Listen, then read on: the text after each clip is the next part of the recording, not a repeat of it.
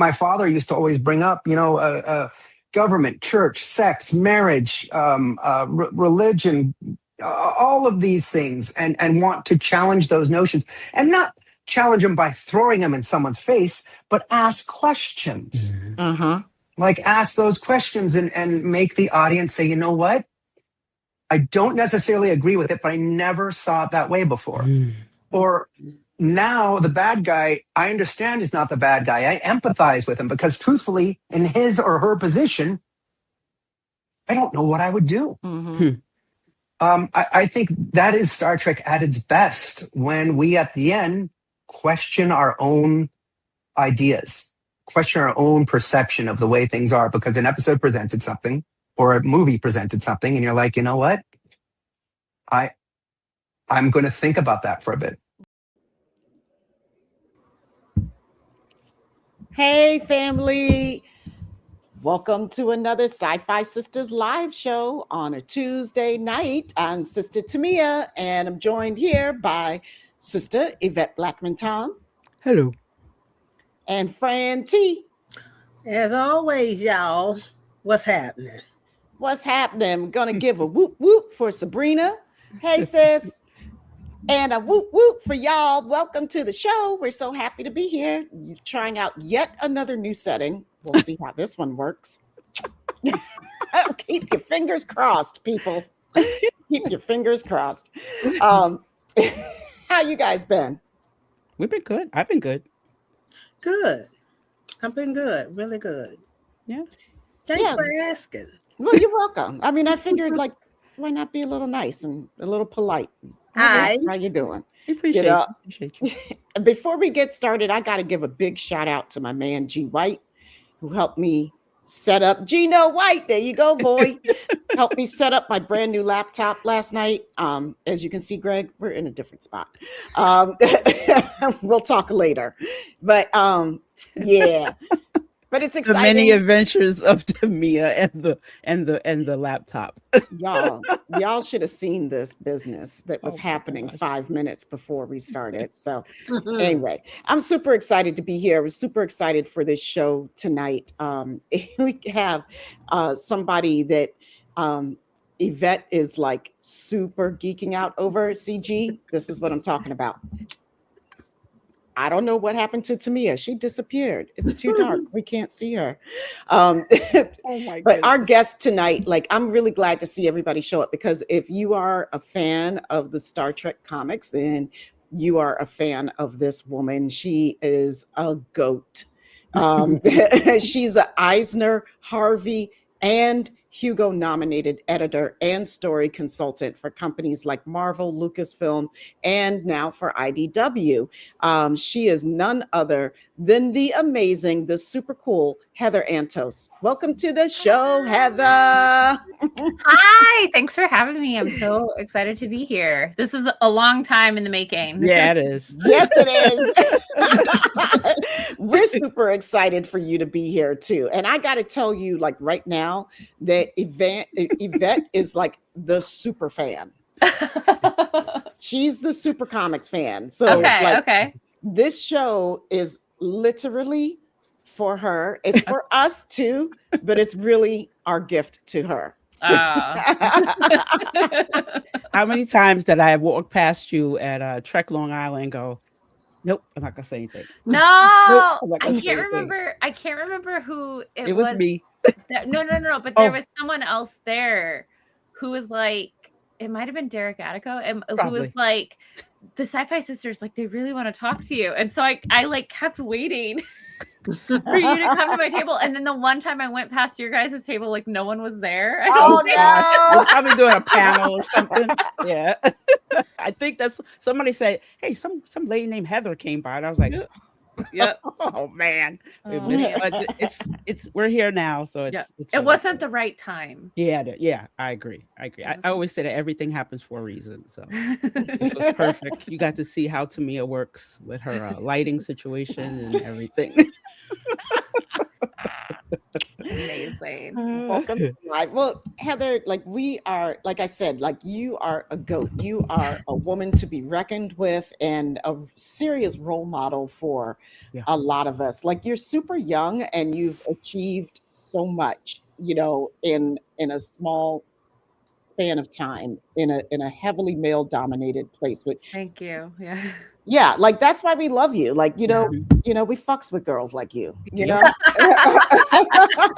You got your answer, Heather. I did. I got my answer. Well, hell yeah, because, you know, we know what it means to have to live in that world, you know.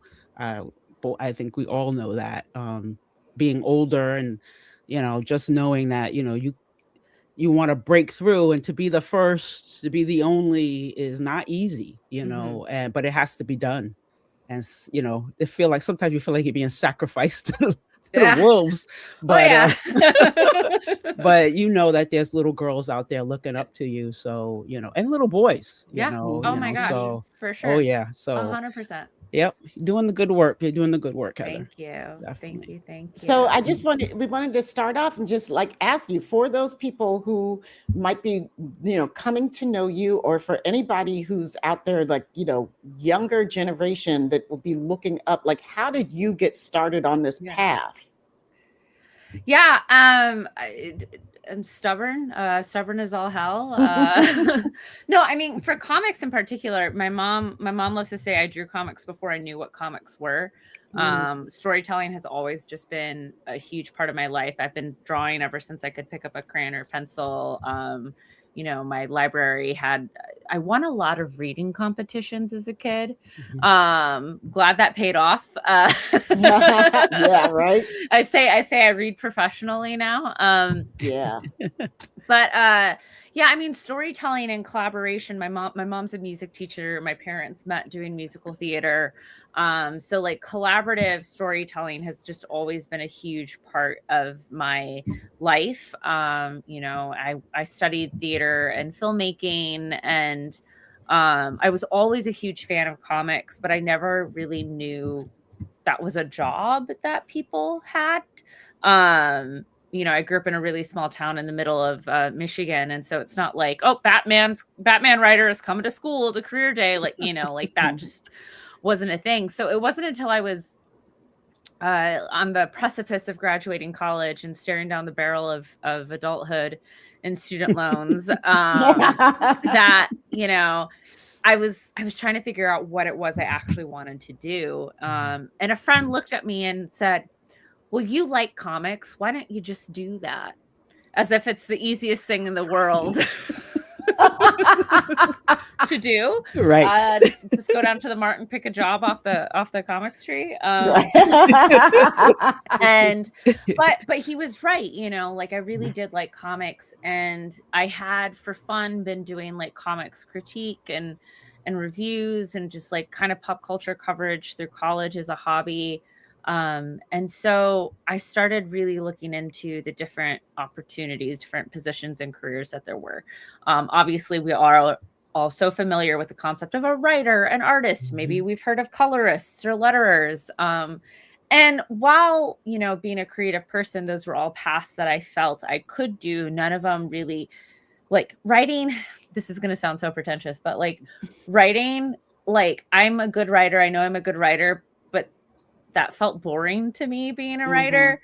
I love to draw. I'm not insane enough to be a comic book artist. Those people who do that are like geniuses and wizards and masochists beyond all belief. Agreed. But there was this thing called the editor that was, you know, in every single book that I read. And, you know, reading novels, I know what an editor does. It's a pretty one-to-one relationship with the writer, right? It's you and the writer working on this manuscript together.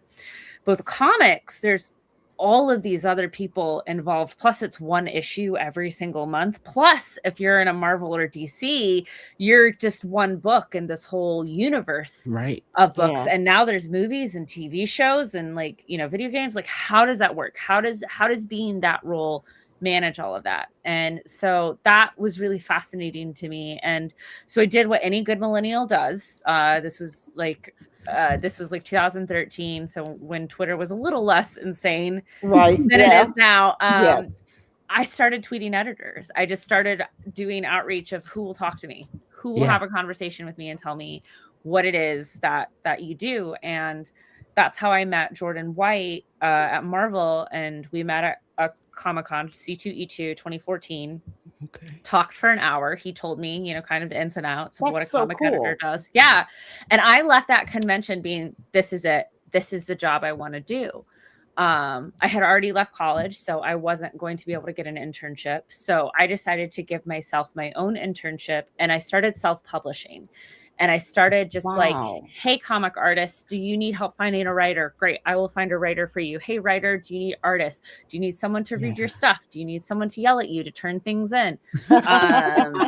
Like, let me proofread, let me, you know, and I'll do it for free. I just want the experience. I just want to learn how to do it. And I ended up putting together this huge anthology called Unlawful Good, an anthology of crime. I spent my whole summer doing this. At the time, it was one of the most successful comics Kickstarters that they had.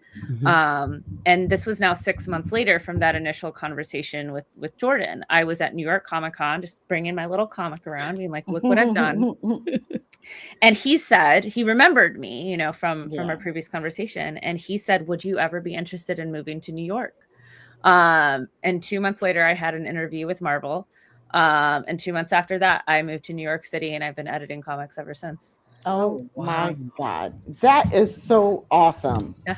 That's it. That's the one. Right time and That's talent. Yeah. That's it. Yeah. I mean, I think that's exactly, you know, the timing worked out perfectly that he just happened to be hiring at the same time that I was there. But I had also proven that I was willing to do the work. Yep. And on my own, you know, I wasn't doing it with the, like, he said he's going to be hiring in November. Like, that wasn't the, right. You know, so yeah, it's, I'm very much the type of person that I'm very like a goal oriented person. And when I set my sights on something, it's really just not a matter of like, if it's a matter of when. Yeah, I've always been just that, like, a lot of tenacity. That's the way to get it. I mean, that's how else are you going to get it, you know? Right. Especially in that kind of world when you're like, well, what does this mean? How does this work? You know, and who's going to tell you? So you put yourself out there. So more power to you. That's awesome. I love to see it. I think I also stood out too, because like not a lot of people see comic editing as like a side path to like writing, or, you know, this is how I'm going to get my foot in the door. And like, I mean, I think now that people are more aware of what comic book editing is due to like social media and Comic-Cons and things like that, like there's a little bit more of a, I want to be an editor, but it's still very rare. And when I was doing it, like I knew no one else who wanted to be a comic book editor. Right. Yeah. Yeah, I see that. Oh my God. Yeah, that's amazing. Like the chat is going crazy. Yeah. With the story. You know, because I mean, that is a really amazing story. And I love how you use the word tenacity. Yeah. You know, I mean, because I think like to be successful in any endeavor that's what it takes is a massive amount of tenacity. You know, that is the word of the day, boys and girls. Like, because like, you know, people, especially like these days, we look, you know, pop culture makes it seem like people are just breaking through, you know, like I put up a video and I got all these likes and I just got famous. Right. You know, like when the real deal is that, you know, you're working your ass off and, you know, you're doing your day job that you actually get paid to do. And you're doing the other thing as well, you know, and you keep doing it and doing it and doing it until you get somewhere. Yeah. They never show the effort. You're right, Tanya. Yeah.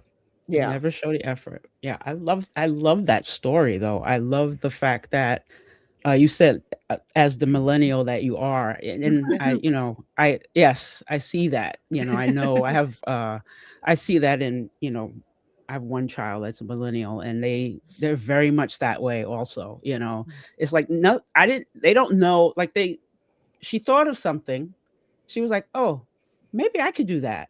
Mhm. Okay, let me go find out how to do it. And she kind of did the same thing you did, where she's in. I always say it wrong. She's in biology. That's as Oh, far okay. as I'm Yeah, going yeah, with that. yeah, I yeah. know it's much Sciences. Yeah, more. yeah. I apologize, Mia. I really apologize. I know it's so much more than biology, but I always say it wrong. But she's in a nuanced space, and Mhm. she also did the same thing. It's like, I don't know what this sounds good. It sounds like something I want to know more of. So teach me. Yeah. And I just want to know. I'm putting myself out there, and she, did anything and everything on campus to find out more. And people knew she was a person that would work. So they just gave her more and more opportunities, So I love that. Because we always talk about Gen X, that's who we are. Not Fran. No, I'm a Joneser. Thank you. You're a Joneser. That's right. That's right. I was going to say Gen Alpha, but well, she could definitely come back, right? Right, Fran? I think that's how it works. Right, exactly. But I do love that tenacity when it comes to millennials. So I think a shout out to the millennials for always being on the ball out there. Yes. Appreciate that. Yeah. So I guess, do you want to jump into the comics now? Yeah, that's exactly where I was about to go. Come on, let's get to the good stuff, Yvette. Before we move into the new stuff, I do want to mention something. Am I in Show trouble? and tell time. Show and tell time. So this comic. Yep. So you guys really did the thing with this. Thank you. I read DC all my life. Me and Fran are big DC heads, right? Mm-hmm. But I didn't come to IDW until year 5. Okay. Oh my God. Yeah. So if you haven't read year 5, it is the very end of the 5-year mission for the Enterprise. So everybody is there, and at the end they actually come home. It is spectacular. If you have not read that comic, the graphic novels are out. Get it. It's a great love story to start to a TOS. And if you're celebrating the 60th, I say go get it, read it. It's fantastic. So I kind of left you guys alone for a little bit, and then this came out, Star Trek. So in this Star Trek, you have Tom Paris, Data, Dr. Crusher, and Cisco. Cisco is Scotty. Oh yeah, and Scotty. That's right, and Scotty. I forgot. And Scotty. Yes. Somebody mentioned in here that they actually had Scotty, Dr. Crusher, and Cisco playing D&D. Yep. On the ship. So it is so good. And then that rolled into, let me tell you about last year. You got year 5 writers out in the chat, by the way. Yeah, I see them. Yeah, Jody Hauser. I love that. Yes. You got a lot of folks out there in the chat giving mad love. You guys did a great job. I love that. I read it over and over again all the time. I just think it is such a love letter to Star Trek. And everything else. Okay, moving on.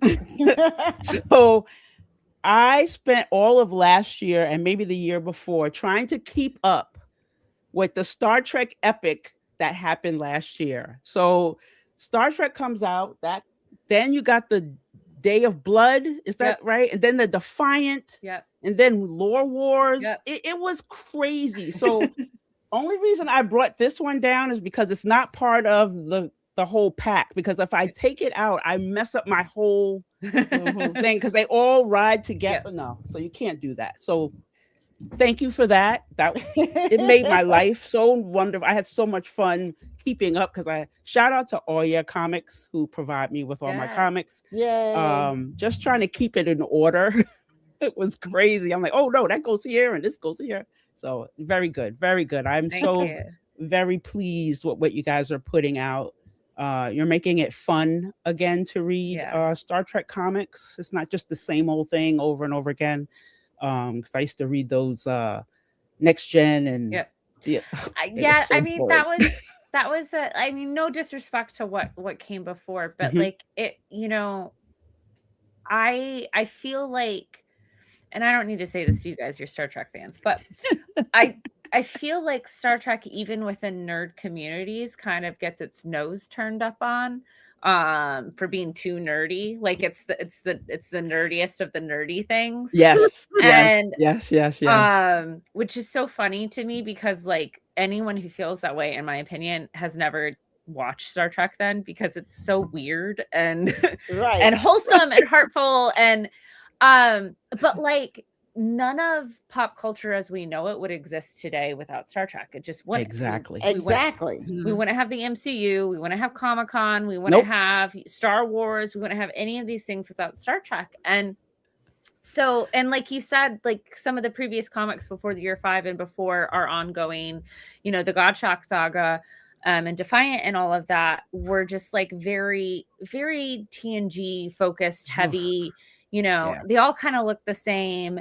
They were very insular, like inside baseball, you had to know. And I really wanted, when I took over the line, it was very important to me to create a line of comics holistically that had something for every single comic book fan, not just Star Trek fan.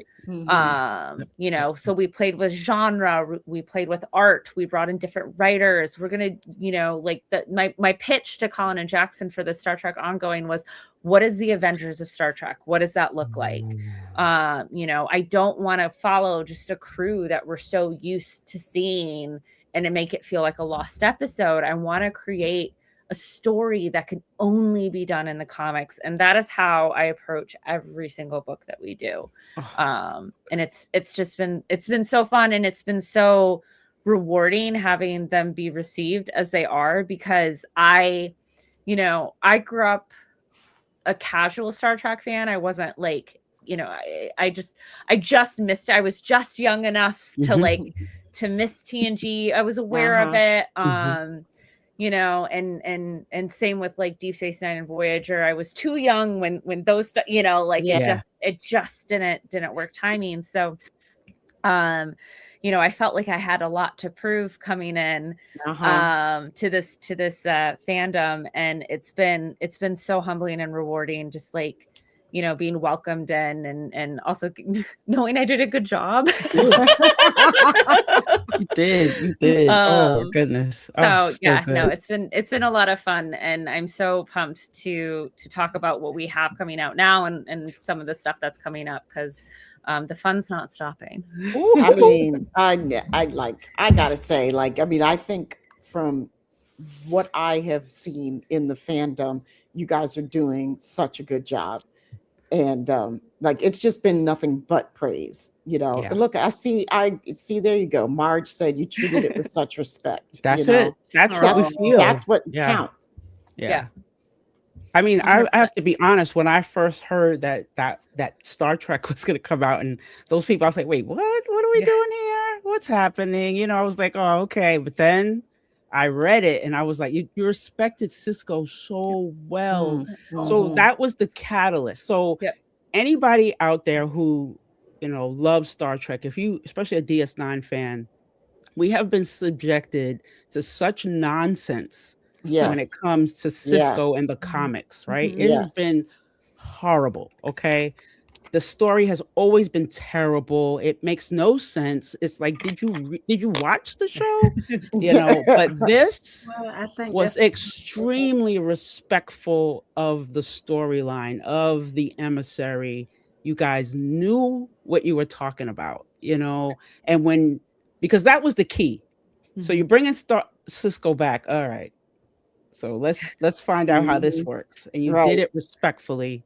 And there was a lot of angst. You know, he didn't come back as this there was a lot of issues. You worked that story before we got the whole story. And I, you know, every DS9 person was like, okay, I think they got it. And now we can move on, because you realize that you can't just bring him back, put him with these people, and then we got to, you know, just go off and do. We had to deal with this. There was an adjustment. Yeah. Right. Yeah. Let us deal with the Cisco issue first. And you did a great job. So thank you for that. Thank you. Yeah. I mean, that was kind of with both Defiant and Star Trek. Yes. Right. Yep, That we had some dads who had some splaining to do. Yeah, they did. Yeah, they did. Yeah, but yeah, you did the great. I mean, DS9 Wharf had stuff to deal with too, you know, because there's two different wharfs. You know that, right? Yeah. Well, yeah. But no, you did I think they were both handled very well. And thank you. You know, it didn't make them they were these saviors, and they did things wrong and they had to deal with them. You know, I really appreciated it. I really did. Thank you. Thank you. So let's move on. I'm sorry. Joel said even the dog of war was respectful with the cute little corgi. Yes. Sons of Starfleet. That was Sons good of Star Trek. Yep. Sons of Star Trek. Yeah, that was so good too. So, yep. Yeah. So there is a lot of cool stuff coming up, right? Yes. So here we're gonna start here. So this is go ahead, Heather. I'll let you go ahead. Yeah. So this is the last Starship. This is us telling the story of what happened after the burn. You know, and the burn, you know, gets a little bit of a bad rep. It's kind of controversial how Paramount dropped that bit of information on us and Disco. A little bit of blip and it's gone, right? Yeah. But it's such an interesting concept, right? That one day all the dilithium just went up, trillions died, and you know, it's like 300 years, right? 300 or so years of Federation time that just was unexplored. The Federation almost didn't last, you know, and we are telling that story. We are telling the story of what happens when Starfleet has hit that utopia. You know, they're just about to get the Gorn, right? The Gorn, their oldest enemy is the wrong word, but rival, right? Rival, thank you. Or adversary, yes, maybe. Yeah. And they're gonna join the Federation, and then all hope is lost. Wow. You know, this is the last crew, the last ship that's out there that is charged with trying to hold the Federation together when there's no warp. You can't travel, you know, at warp speed. Time dilation is a real thing. So if you're traveling, you know, fast, it might be a couple months for you, but for the rest of the world, it's 20 years, or rest of the universe, it's 20 years, right? Wow. And we get to see the effects of that. But not just that, we're bringing Captain Kirk back from the dead. What? And other surprises. And other surprises, Wow. yes. But, you know, the Federation's greatest hero is seeing the Federation's biggest demise. And how does that affect him? You know? So it's not the most hopeful book. But I think it explores like why we need the Federation, why we need hope more so than ever. And how do we cling on to those ideals, even when it's not a time where being idealistic is practical. And so, you know, issue 1 went back for a second printing, which is super unprecedented. Star Trek usually doesn't get that kind of love in the direct market. So it was really cool to see fans show up for this one. Issue 3 sold more than issue 2. Issue 4 sold more than issue 3. And I was just told that issue 5 sold more than 4. So, it's really, really exciting to see, you know, people showing up for this comic. So if you haven't picked it up yet, what are you doing? I know, right? Leave the stream right now. Right. Go get it. And go get it and come back. And you know what affected me with this was that like you said, the burn was a blip. You know, Paramount just dropped it and kind of went on their way. Up and anyway, yeah, the rest of Discovery. Right. But it actually, you're actually there that day when it happened. Yeah. You know, so you really understand, like the burn was crazy. Right, like you was, I mean, think about that. That was. Go ahead. Adrian Bonilla The artist of the last starship is in the chat. Go to sleep. It's like 3 a.m. for you. Oh my God. He's in Spain. It's so late. Oh, Go to sleep. I see him up here. I know. Yes. He's probably drawing pages as we speak. He's drawing issue 6. Welcome. Yeah, I'm working. Like, Welcome. Great job out there. Great job. Love it. That's so Love it. cool. Oh Like, my look, people are freaking out. I can't believe he's here. Yeah, we've got some like you bring out the big guns. Yeah, with you man. did. Like, that's awesome. Don't forget to subscribe and like people. Yes, please, and thank you. Oh my goodness. But yeah, it definitely tells you you definitely understand what the burn really is, and you think of it in a different way. Yeah. Because trillions of people died. Yeah. You know, so yeah, so like instantly. Yeah. So when I first read it, I was like, oh wait, wow. They did tell me that, but you know, I didn't feel really it. right. No, Yeah. right. Like you don't feel the impact. They want you to say like it's the burn. Ooh. But nobody ever said like this is what happened with the burn. Like you know, like what stopped working in mid, like how many people died like just mid-flight? You know, or like, you know what I'm saying? Like all of these things, it had to have been horrific. Yep. So, yeah. So I definitely appreciate that.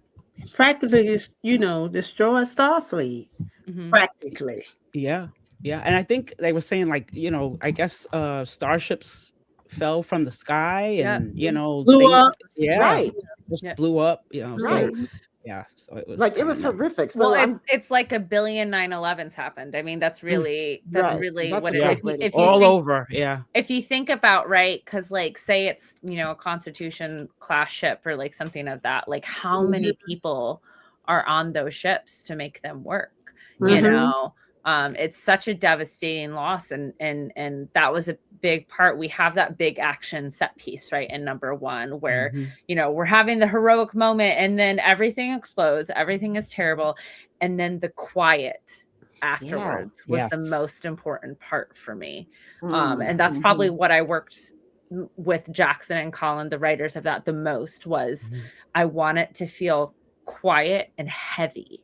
And Adrian, since I know you're here, I'm gonna give you your flowers, but Adrian is so good at delivering that emotion and heaviness, and he really thinks about every single panel and how to display that weight for everyone. And it's just this team, Heather Moore on the colors, Lee Lowridge, who's coloring arc 2, Clayton Coles on letters, Francesco Francavilla on covers. Like this is such a dream team for me. Everyone on this team like loves Star Trek, and I think it shows. And I really think, you know, doing this series was such a risk for Paramount to do. You know, it's very heavy. It's not your traditional Star Trek story. We're bringing back Kirk. We're doing stuff with Kirk that's going to kind of like push, you know, push the limitations of what people might be comfortable with. You know, and it took like a year to get this project approved. Wow. Good. Don't you forget. Right. But you know, it is such an important comic, and I think it's such a timely comic too. You know, of holding on to those ideals and hope when it seems like all is lost. I mean, I think that is one of Star Trek's strengths. And you know, I think this story is more important than ever right now. For sure. I agree. Yeah. Okay, let's go some. What else you got, Yvette? A little lighter. Yay! Lower Decks, I've heard of it. Oh my gosh. I can't believe I'm on year 4 of telling Lower Decks comics. Wild. Wow, that's crazy. This is so much fun. I mean, when we first did the original 3-issue Lower Decks series, it was kind of like we'll just do it and see what happens. I tapped in Ryan North, who is the biggest Star Trek fan, biggest Lower Decks fan, and he killed it. Yep. You know, after that, I had my brainchild of doing Warp Your Own Way, the Choose Your Own Adventure graphic novel that won the Hugo this year, which is so wild. Cool. So wild. I always go, how much Lower Decks are y'all watching? I mean, I'm reading it in everybody's voice. Yeah. And Vernon Smith, our artist on Lower Decks, is here. Hi, Vernon. I assume you're working as well. I love that. Welcome, guys. Welcome. You make it better. I'm like giddy over here. You see, like I just want to just point out to everybody, like that we are witnessing a little bit of history. We've only ever seen Yvette like this one other time. I can't stop smiling. I'm so happy. That's when she finally got to talk to Gates McFadden. Oh my goodness. This is this is history in the making right now. Yeah, it is. I spoke with Gates this weekend too about something. You were in Portland? I love it. I was in Portland. Oh, I'm waiting for an email from her right now. So but I mean, Lower Decks, so this is our ongoing Lower Decks series that Ryan North kicked it off for us with Derek Charm and Jack Lawrence, and then my dear friend Tim Sheridan took it over with Robbie Smith Robbie Cook, Vernon Smith, Phil Murphy, Jack Lawrence, and now this arc that we're currently on, issue 15, which is on sale now. I think it came out last week with our Boimler, our James Bond Boimler. Is a 6-issue arc that is one of the craziest storylines that we've ever got to do. This series has been so much fun getting to carry on the show because I know how beloved the show was. I love the show myself. Vernon starring issue 18. And getting to work with Mike on this. Mike has been very, very involved with every single story and everything. So yeah, it's been so much fun, and it is by far probably the number one comic that people come to talk to me about. Just for instance, this past weekend in Portland, I did get accosted for Boimler's disappearance in this issue. What happened to him? Someone was very upset about it. Double O Boimler. But don't worry. We're not killing Boimler. No. This takes place in between seasons. You know, he was in season 5. He's fine. For now. But I hope we get to keep doing more. Because gosh, I don't know. I think of all the Star Trek characters, I relate to Mariner probably the most. So it's extra special for me personally, to get to work on this series. I love that. Yeah. All right, so we have another great one coming up. Here we go. Yes, Voyager. Oh, yeah, I was peeking at a little bit of that. That is so compelling. Yeah, it is very, very good. And this is the story everyone's been asking for, right? Yep, this is the one. I mean, Yvette, I'll let you talk about this one because this one before the stream, you seemed most pumped about this one. So I'll let you talk about this one. It's so we're finally there, where they're actually coming home.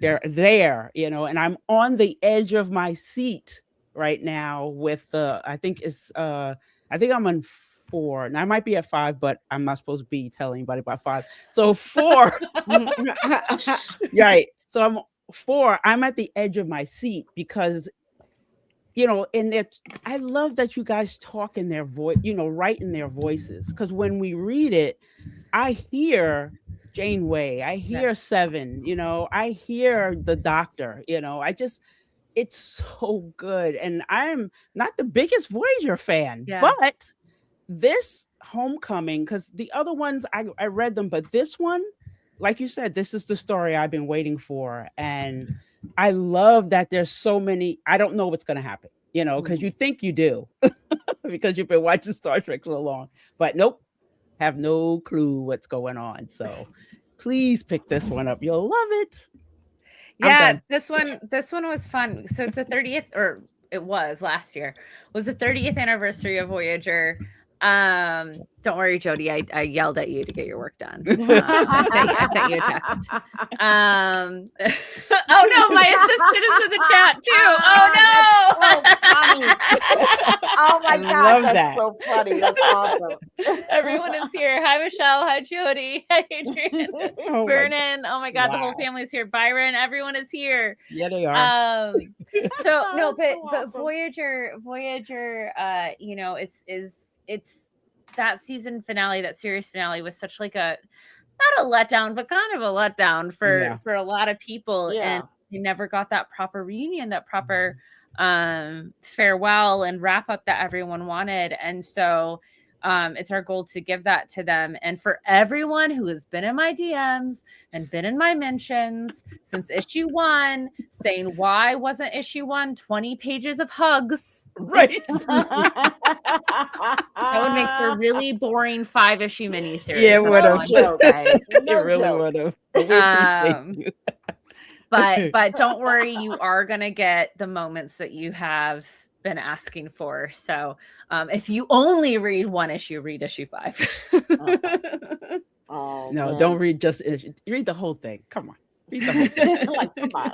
Yeah, read it. Especially if you're a Voyager. Especially if you're a Voyager fan. Yeah, you're gonna love it. I mean, because even Muriel is there. Yeah. The baby is even Moral. there. Okay? Honestly, Moral has that's right. Between the ongoing series where Tom and Bailana were also in that, right? With toddler Moral. She was a toddler in that time. Yes. And then also Voyager in this one. We have like baby tracking threads of like where's the baby? Who last had the baby? Who's watching the baby in this moment? I love that. Yeah. If you ever wanted to know how comic book gets made, this is how it happens. We have a list of where's the baby. Yeah, because the baby does get passed. Yeah. So awesome. Baby. So good. I was wondering when y'all said Moral. I'm like, who is that? I said it wrong. I'm sorry. I still don't know if you said it right. I didn't, because you know, at the end of the TV show, she just had the baby. There was no name. Yep. Mm-hmm. Yeah. Okay. And so you guys named the baby? Was that you guys? We didn't name her. No, that's her name. Yeah, I don't know where it came from originally. Was it the show? I don't know if it was that named or in the end. Yeah, they named so. her. Yeah, they named her. Okay. Yeah. I remember she had the baby, and they just like did that you know, half wit, which I think homecoming. But I don't remember the baby being named. Oh, okay. Just had the baby. I thought that's what it was. I could be wrong because I've read so many Star Trek novels, and they might maybe they named the baby. Who knows? That's why I asked the question, because I was wondering exactly, like, you know, because we do get a lot of things dropped, like, you know, coming from the novels or from the comics, you know, that end up making their way into the shows, you know. So yeah. I love the fact that, like, the baby continuity, the babysitting continuity. It is such a real thing. Yes, it is. We had to create a holographic Doctor character in the Star Trek ongoing Zenkethi arc, because the Zenkethi arc is when Moral is with Tom on a planet of, you know, giant lizard monsters. And Paramount was very concerned about who was watching Moral, so we created an entire character just to be on Moral duty. Oh my God, that's so funny.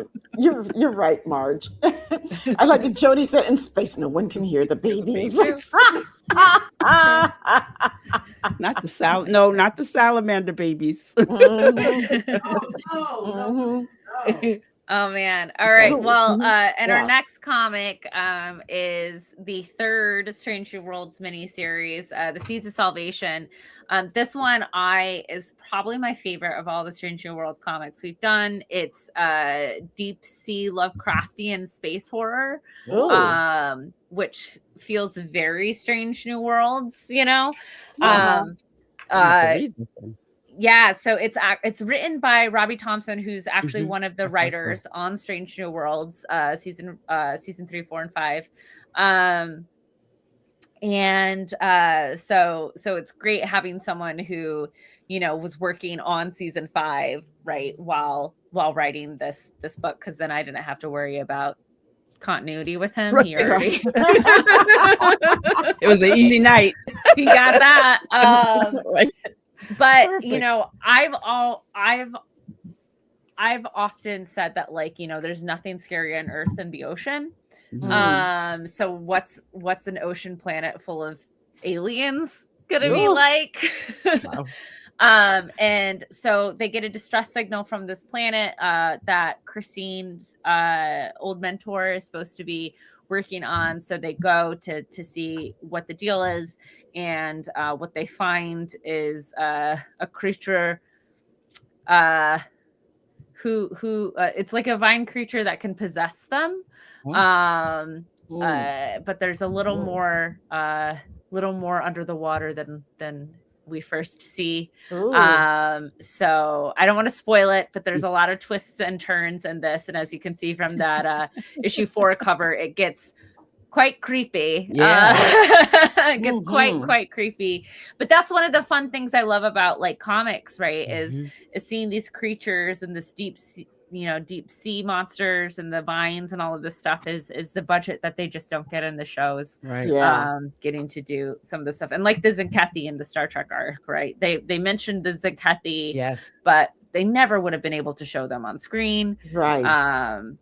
The comics have them a lot, so I love that. I like so we lost Fran. No, she's getting a comic. Yes. Oh, an old one, right? Yes, but no, one. So okay. It'll be a surprise. I know. All right, while she's doing that, I'll bring yes red shirts. So this is my baby. I love this. Oh my god. So red shirts, when I took over Star Trek, this was actually the very first idea I had for a comic. Yes. Which was, if you know nothing about Star Trek, if you've never, if the only thing you've ever heard of is Picard and Kirk, but you couldn't tell which one, you don't know which one is bald. You've heard of a red shirt, you know what it means, right? It has surpassed pop culture, into the zeitgeist. It's become a meme. And it was very much I want to tell a story about these characters that we so often brush off and brush aside, and they just die, whatever. Like, no, these are people who believe in the ideals of the Federation. Yeah. Who know what their job description is, right? I think we talk about it in the comic that the oldest known red shirt made it to 42 or something like that. And yet, like, they keep recruiting them. They keep getting more red shirts. And so I wanted to create like a story that's going to break your heart about these characters and really kind of explore what it means to be a red shirt, what it means to be a red shirt in this Federation that, talks about all of these ideals of infinite diversity, infinite combinations, and infinite deaths. A lot of horrible deaths. That could have been prevented. Yes. Like at least 50% of them could have been prevented with just a smidgen of thought. Yes. So this was our true like military high action. It's all brand new characters. None of these characters you've ever met before, but you're going to fall in love with every single one of them. And we're going to break your heart when every single one of them die. Oh, wow. So she said every single one of them. This is probably like my favorite Star Trek comic I've ever worked on. One of my favorite comics I've ever worked on. If you only ever read one comic that I work on, please read Red Shirts. Even if you've never, like, obviously everyone in this chat's heard of Star Trek and loves Star Trek, but this is the book I would hand someone who would turn their nose up at Star Trek, because this is the book that will make them think twice about Star Trek, I think. Oh, wow. Okay. That's such a good pitch. It is.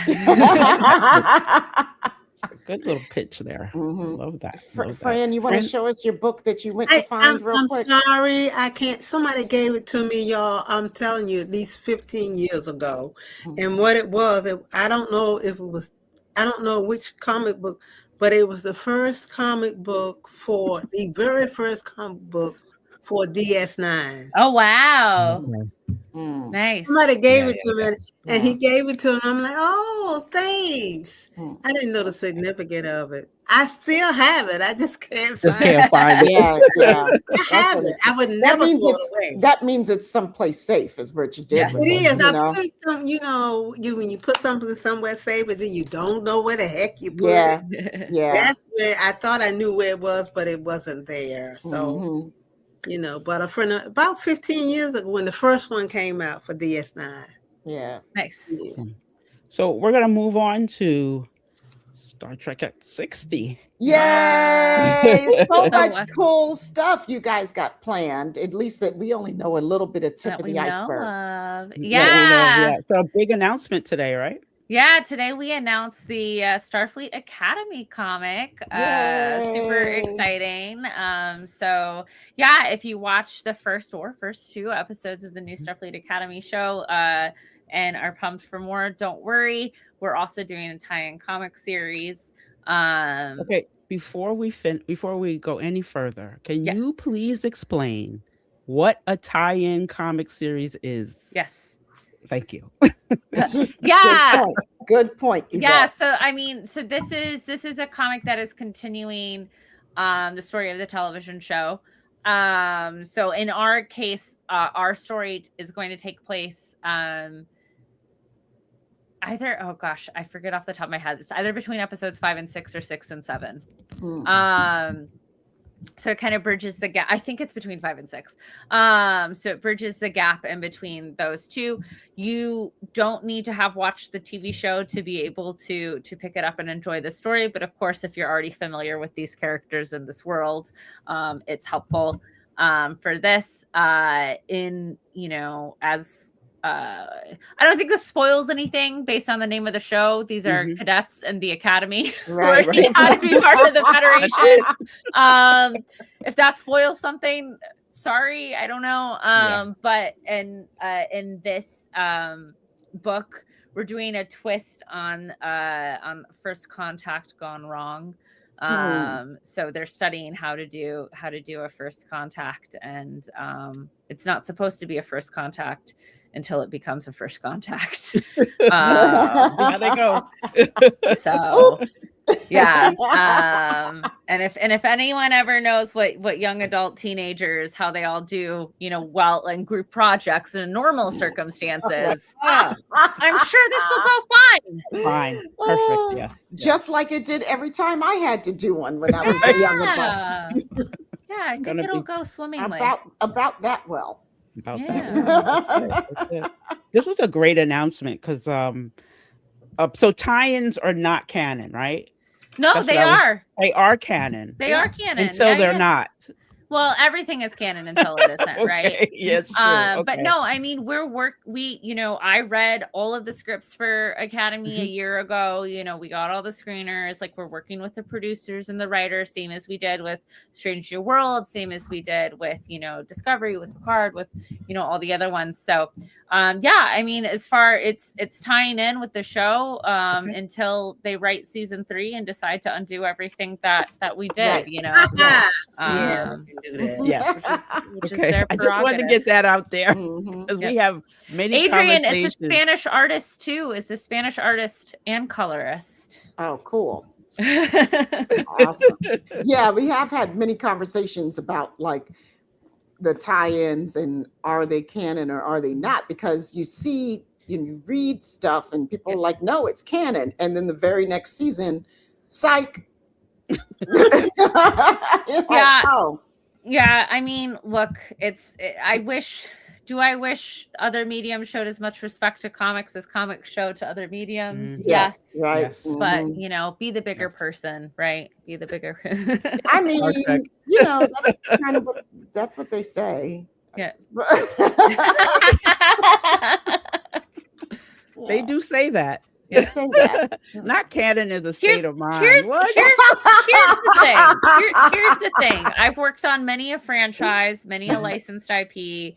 And here's the secret. It's gonna break your minds. None of these stories are real. So whatever you want to count to be real in your heart is canon. I was gonna invite you back, man. You know what I'm saying? Shit was going so nice. So right. It was so good. She had to come up with this not real business. Like, I am the worst. Oh my gosh.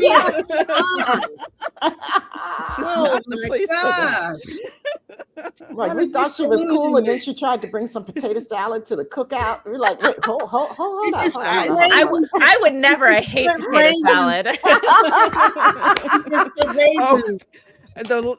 And the potato salad is like, what the cookout, okay?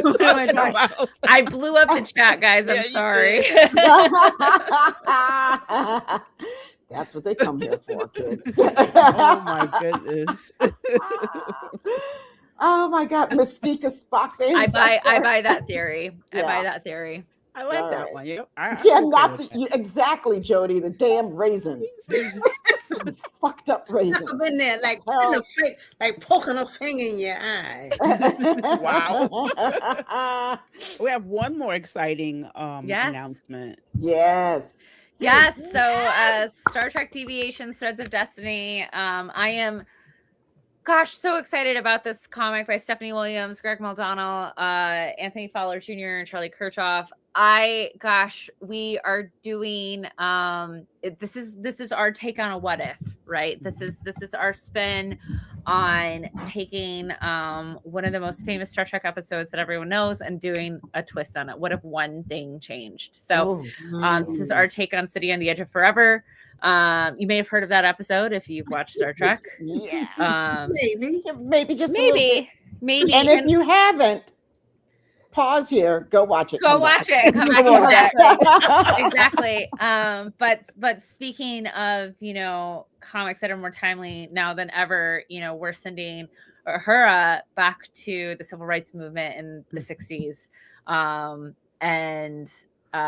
This is inspired by a very real conversation that Nichelle Nichols had with Martin Luther King Jr. and him encouraging her to continue to pursue Star Trek, and so we're getting to tell our interpretation of that in this story. And my favorite thing about this comic is the art team, Greg and Anthony and Charlie, drew it like a 60s comic. It looks like a 60s comic. It's beautiful. It's stunning. This cover is gorgeous. Yes. Mark Alvarado did the cover.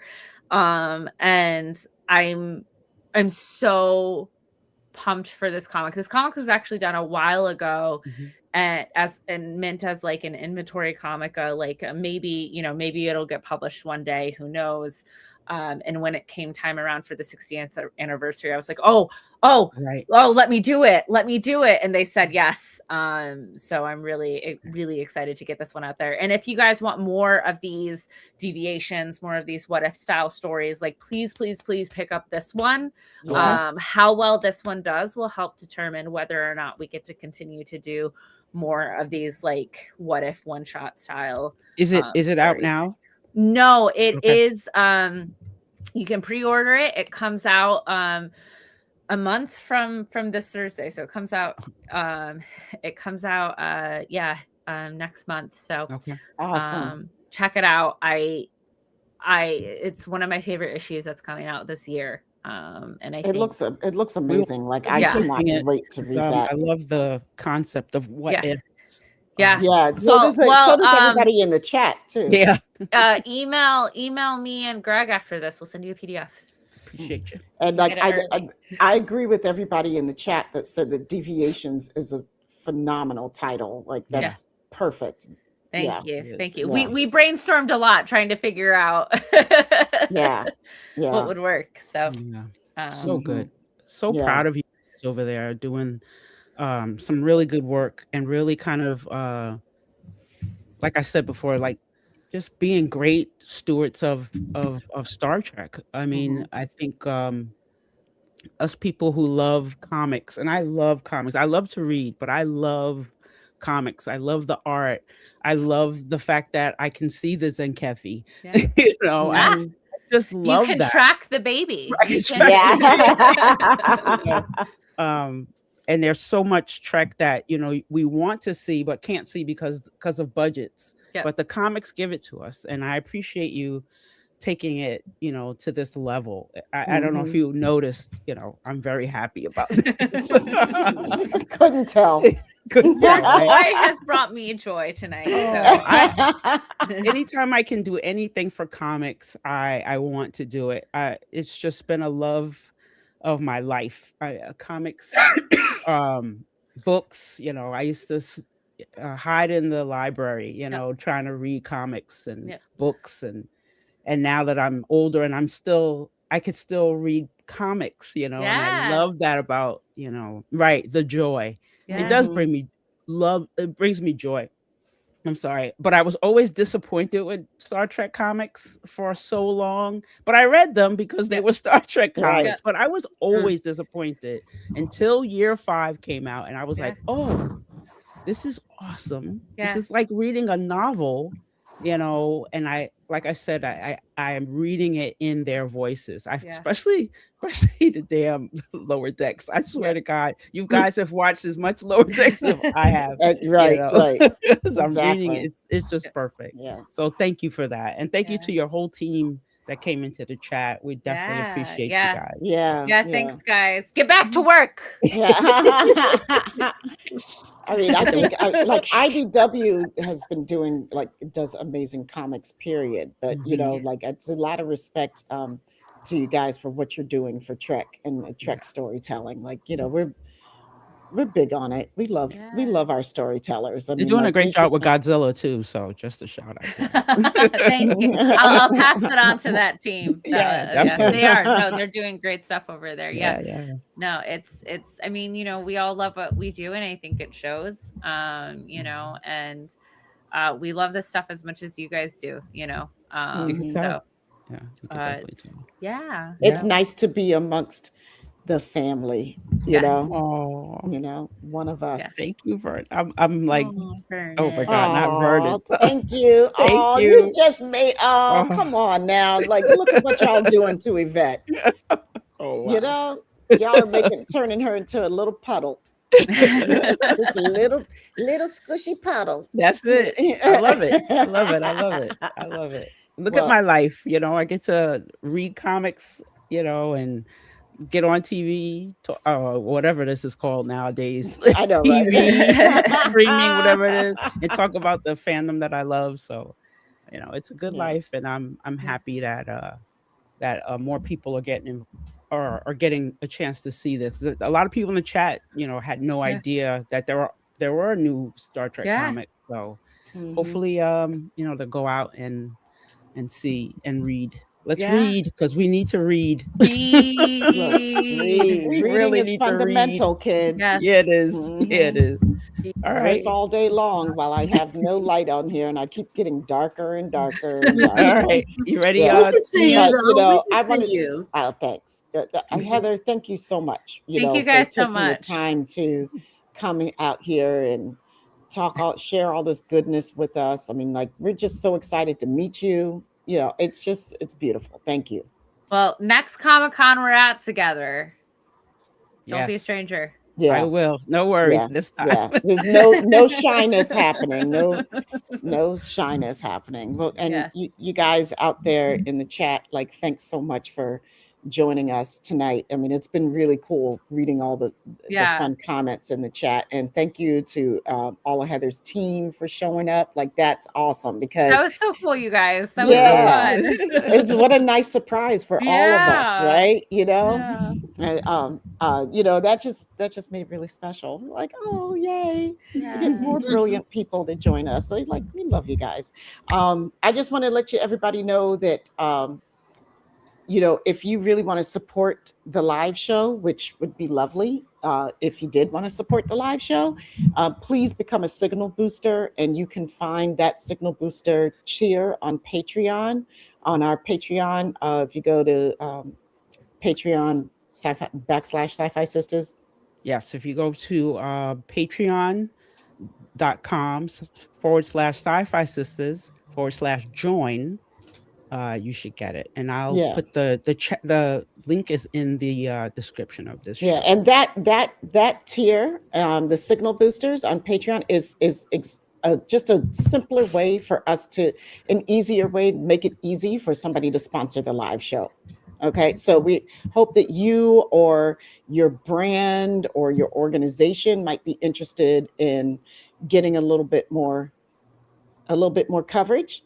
So think about becoming a signal booster, because if we do, then everybody who's a signal booster gets a splash at the end and everything gets pushed out there. So thanks, guys, for that, for your consideration. There you go. But Yvette, can you want to tell people what's coming up next real quick? Yes. So tomorrow on the channel, 2 Moons and a Microphone, season 3 starts tomorrow, same bat channel, same bat time. Yay! And we're gonna have, Tanya's gonna have, can you believe it, Mr. and Mrs. Elfquest themselves. Wendy and Richard Peeney will be there. So it's a big deal. Please come back. Please come back and support Tanya. And Wendy and Richard always kind of pops up in the chat there, and now we're gonna have them as guests. So I cannot wait to actually meet them and really have a good time. It's going to be live, so it should be a good time. Next Wednesday, Derek is back with Soul of the Story. Yay, same Derek! And he is going to have Kirsten Beyer. I always do that. Kirsten Beyer on. And it's a really good show. It will not be live. It is pre-recorded, but still come to the chat. We'll have a great time. And then I think that's it, right? As you saw, we have our podcast episode is out. Season 6. We have been named 2025 all around best Trek podcasts by Trek Movie. So thank you, Trek Movie. That was unexpected, and definitely we are humbled by your award. It's great. We love it. So I think that's it, right? We come back on the 10th. We have a special show on the 10th. We really can't talk about it yet because we'll spoil a bunch of stuff. So you'll see the promos coming out soon. So we'll be back on Tuesday, February 10th. That's it. And that's it for us tonight. So say good night, girls. Good night, girls. Good night, girls. All right. We love you guys. Thanks for hanging out with us. Peace, love, and hair grease, friends. Bye.